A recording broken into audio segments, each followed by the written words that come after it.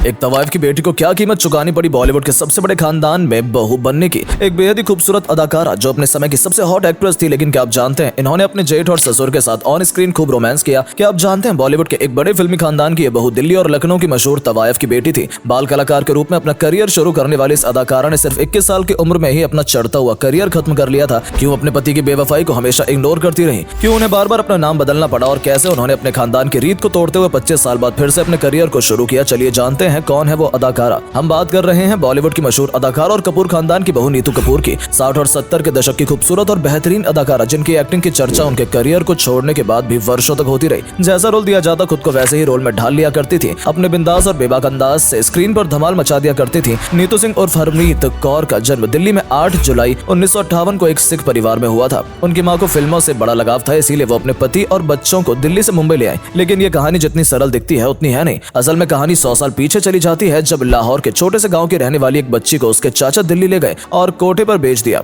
इस बच्ची का नाम हरजीत कौर था। कोठे पर आने के बाद हरजीत को वही काम करना पड़ा जो कोठे की और दूसरी औरतें किया करती थी। लेकिन जब हरजीत 18 साल की हुई तो उसे वहां से बाहर निकलने का मौका मिल गया। हरजीत ने जिस गाड़ी में लिफ्ट ली वो लखनऊ का नवाब आमिर उल्लाह शेख था। हालांकि वो शादीशुदा और बाल बच्चेदार था, लेकिन उसे खूबसूरत हरजीत से प्यार हो गया और अपनी कई हवेलियों में से एक हवेली में हरजीत को साथ रख लिया। दोनों पति पत्नी की तरह 4 साल तक रहे, लेकिन अचानक एक दिन शेख की मौत हो गई और उसकी पहली बीवी बच्चों ने हरजीत को हवेली से बाहर निकाल कर फेंक दिया। अब उसका एक दोस्त जमाल खान हरजीत को सहारा देने के नाम पर उसे अपने साथ ले गया और कोठे पर ले जाकर बेच दिया। हरजीत बला की खूबसूरत थी और लखनऊ के कोठे पर उसके ग्राहकों की भीड़ लगी रहती थी, लेकिन कोठे पर ही आने वाले एक दलाल फतेह सिंह से उसे प्यार हो गया। दोनों ने कोठे की मालकिन से शादी की इजाजत मांगी। इजाजत तो मिली, लेकिन हरजीत को धंधा बंद करने की परमिशन नहीं दी गई। कुछ साल बाद उनकी एक बेटी हुई जिसका नाम राजी सिंह रखा गया। कहते हैं राजी बड़ी हुई तो उसे भी कोठे के धंधे में उतार दिया गया। 14 साल की उम्र से ही उसे वही सब काम करवाया जाने लगा, लेकिन वो भी कोठे से भाग गई और दिल्ली पहुंच गई, जहां उसे मिले दर्शन सिंह से। दोनों ने शादी कर ली और दोनों को उनके घर पर एक प्यारी सी बेटी का जन्म हुआ जिसका नाम हरमीत कौर रखा गया। जिसके 5 साल बाद वो लोग मुंबई शिफ्ट हो गए। मुंबई जाकर राजी सिंह ने हीरोइन बनने की चाहत में स्टूडियो के खूब चक्कर लगाए, लेकिन काम नहीं मिला। इसीलिए उन्होंने अपनी बेटी के जरिए अपने सपने को पूरा करने के बारे में सोचा। बाल कलाकारों को लेकर ऑडिशन दिए जा रहे थे, जहां वो अपने बच्ची को लेकर पहुंच गई और टी प्रकाश राव के निर्देशन में बन रही फिल्म सूरज के लिए हरमीत को बतौर चाइल्ड एक्ट्रेस कास्ट कर लिया गया।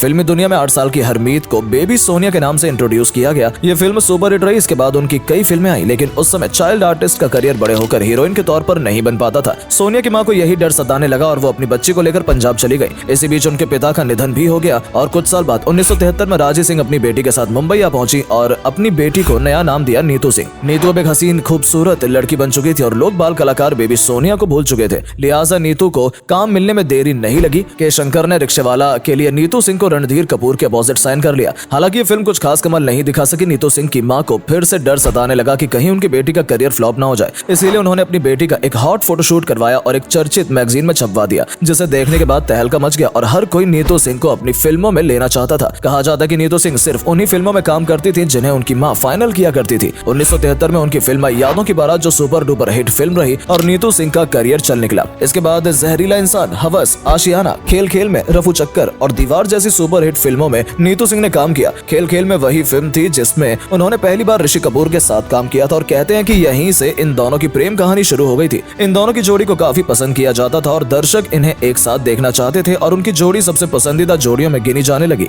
लगातार हिट फिल्में करने के बाद नीतू सिंह की गिनती उस समय की टॉप हीरोइन में होने लगी थी। साल 79 में नीतू सिंह की कुल 11 फिल्में रिलीज हुई थी, जिनमें कई फिल्में सुपर डुपर हिट रही थी। इन्हीं फिल्मों में उन्होंने अपने ससुर और अपने जेठ के साथ भी काम किया, जिसमें शशि कपूर और रणधीर कपूर शामिल हैं। एक तरफ बेटी अपने करियर में सफलताओं को छू रही थी, वहीं दूसरी तरफ उनकी मां ने अपने सपने को पूरा करने की कोशिश की और 1975 में आई फिल्म रानी और लाल परी में सिंड्रेला की मां का किरदार निभाया। वहीं फिल्म कभी कभी दूसरा आदमी और द ग्रेट गैम्बलर के लिए कॉस्ट्यूम डिजाइन भी किया, लेकिन नीतू सिंह के एक फैसले की वजह से उनकी मां काफी परेशान हो गई थी। नीतू सिंह उस दौर के सबसे सफल अभिनेता ऋषि कपूर को अपना दिल दे बैठी थी और दोनों प्यार में पड़ गए थे। दोनों कई फिल्मों में एक साथ काम कर चुके थे और दोनों का रिश्ता काफी अच्छा चल रहा था। कहा जाता है कि नीतू के अफेयर की बात सुनकर उनकी मां काफी नाराज हुई थी। उन्हें अपने सपने चूर चूर होते दिखाई देने लगे थे, क्योंकि जिन्होंने एक समय में कोठे वाली जिंदगी जी और भारी परेशानियों को झेला, उनके लिए स्टारडम वाली जिंदगी के क्या मायने रहे होंगे हम समझ सकते हैं। ऐसा कहते हैं कि इसी गुस्से में उन्होंने अपनी बेटी नीतू सिंह की पिटाई भी कर दी थी, लेकिन जब गुस्सा ठंडा हुआ तो बेटी ने मां को बहुत समझाया। फिर आखिरकार उनकी मां ने भी अपनी सोच का दायरा बदला और सोचा कि फिल्मी दुनिया का कोई भरोसा नहीं है। अगर कुछ फिल्में फ्लॉप हुई तो लोग नीतू को भूल जाएंगे, इसीलिए उनकी शादी करके उन्हें घर बसा लेना ही बेहतर होगा। और फिर परिवार भी था, कपूर खानदान, जिसमें हर कोई बहू बनने का सपना देखा करता था। ऋषि कपूर ने राजी सिंह से नीतू सिंह का हाथ मांगा तो उन्होंने टेस्ट करने के लिए इस रिश्ते के लिए मना कर दिया, लेकिन ऋषि कपूर ने हार नहीं मानी और उन्होंने राजी सिंह को इस बात के लिए आश्वस्त किया कि वो उन्हें भी अपने साथ ले जाएंगे और सभी लोग एक साथ एक ही घर में रहेंगे।